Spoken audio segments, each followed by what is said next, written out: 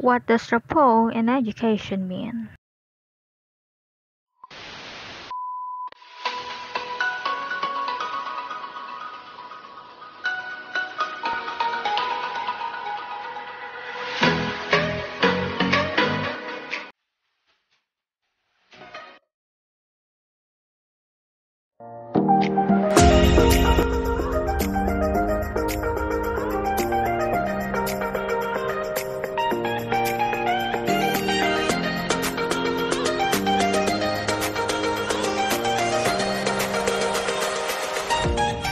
What does rapport in education mean?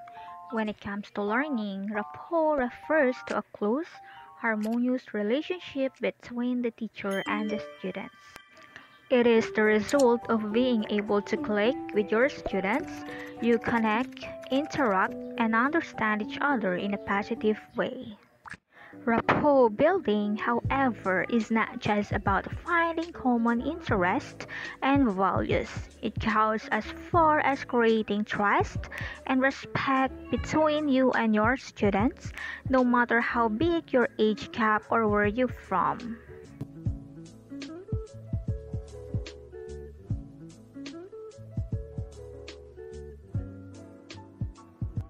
Why is it important to build relationships with online English students? A good rapport with English learners is the key to creating a positive and supportive online classroom environment.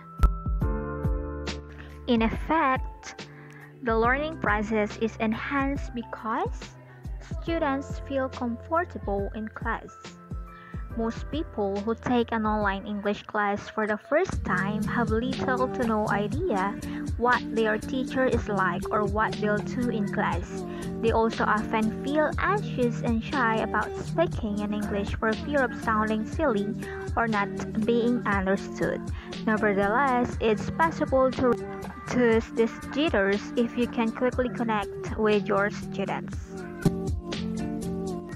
Learners become more motivated to participate more. Have you ever admired an educator who didn't seem to have problems making students talk or take part in any activity and could even make them laugh? This kind of teacher has a friendly rapport with his or her students.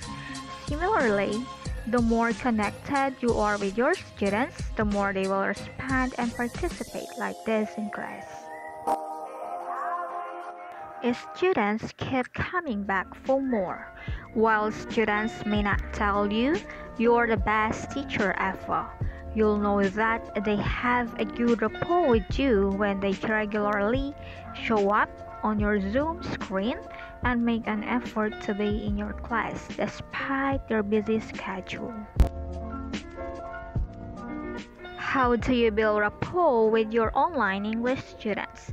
Now that we know that having a good rapport with your students supports them in becoming more comfortable, confident learners who are enthusiastic about attending class, let's look at ways you can build the strong relationships with students in a variety of ESL settings. Here are some ways to create a quick connection with your learners. Number 1, smile and be energetic. Receiving your students with a cheerful welcome instantly creates a positive learning environment. As a teacher, your vibe easily channels to your learners, so make sure that you're enthusiastic and motivating. Number 2, add fun icebreakers and other activities. Nothing knocks out a nervous feeling and awkward silence in a new class better than a good ESL icebreaker. It doesn't have to be elaborate. It could be as simple as a 2 truths and a lie activity. Additionally, students may show up to class tired or anxious, so it's always a good idea to perk them up with a fun game. If you're teaching a group class, make it more entertaining through competitive games. Yes, your students' learning is important, but don't forget to prioritize fun in class too. Number 3, learn about your learners. Whether it's about their favorite pop group or their last beach trip, don't be afraid to ask questions about your students' lives outside the online classroom to find out more about them. Be genuinely curious about their interests and activities. Who knows, you might spark a fun conversation about your shared love for surfing or travel. Also, pay attention to important information that you can ask them about in future lessons, like birthdays or new additions to the family. However, these details can easily slip your mind, so it's helpful to write them down during or after your class.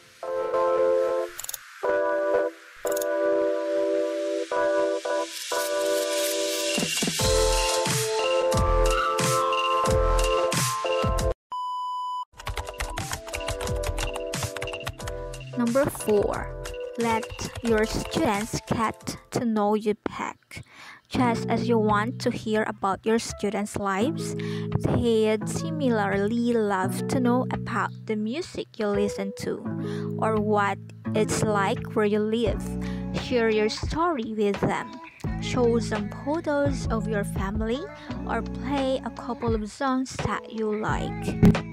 Let your personality shine through too. Don't be shy about making jokes in class, laughing, or even being goofy before them. This way, your students can see you as a real human being and not just someone teaching them a language. Number 5. Praise your students as much as possible. It's not uncommon for language learners' confidence to drop over the slightest mistakes, like in pronunciation or vocabulary usage, but you can easily boost it during the class through specific, positive feedback or even just by saying, "Great job!" Compliment them for their achievements in class, regardless whether they're as small as saying a word correctly or as big as being an expert in difficult grammar tense. Number 6. Show empathy. If you've noticed that your learners seem to have had a hard day or are distracted by something, take a minute to ask them how they feel. Your students will appreciate it, even if you just listen and show concern. Number 7. Tailor your lessons. Whether you've known your students for a while or are still getting to know them, you can personalize the class content according to their interests and personalities. For example, if your student is into winter sports, why not show him some of the best ski resorts around the world? Or maybe you remember your other students' upcoming trip to Asia. Why not create a lesson around the best things to do there? Number 8. Help students outside the classroom. Don't limit your teaching abilities to the class hours you've chosen. A student may suddenly have doubts about a presentation in English that she's about to present to her colleagues at work, or another may struggle with writing a corporate email, for instance.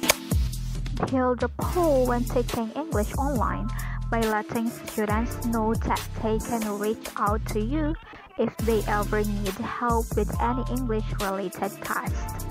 You may be simply teaching English through bits and bytes, but you can always make your virtual classes enjoyable and meaningful by developing relationships with online ESL students.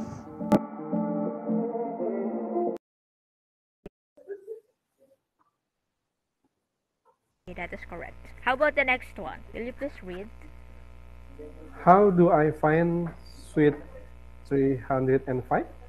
Okay. You can say, how do I find suite 305? But you can also set, how do I find suite 305? Okay, I think 305. Okay. it's more good to say suite 305. Okay, so let's say, for example, you're looking for a suite. Okay, so that is the correct expression, polite expression. Okay, start your Words with excuse me. That's right. How about the third one? Sorry, yes, can you repeat? Okay, the third one. Number What is three. what is the best way to get to business office? Okay. So you can also say if you're looking about the office, you can say what is the best way to get to business office. Okay, if you can replace business office, What is the best way to get to the beach? the beach. Oh yeah. Summer is near, Sir Yes. Evan. And it's so good to go to the beach. Okay, so let's say for example, you and your family will have a vacation this coming summer. Okay, so you can say what is the best way to get to the beach. Okay, you can also state the name of the beach. Okay, let's say for example, what is the best way to get to Boracay? But then it's only the Philippines. Okay, what's the name of the beach there? Bali, Bali. Bali. Okay, so you can Yeah. say, what is the best way to get to Bali Beach? Okay, that's right.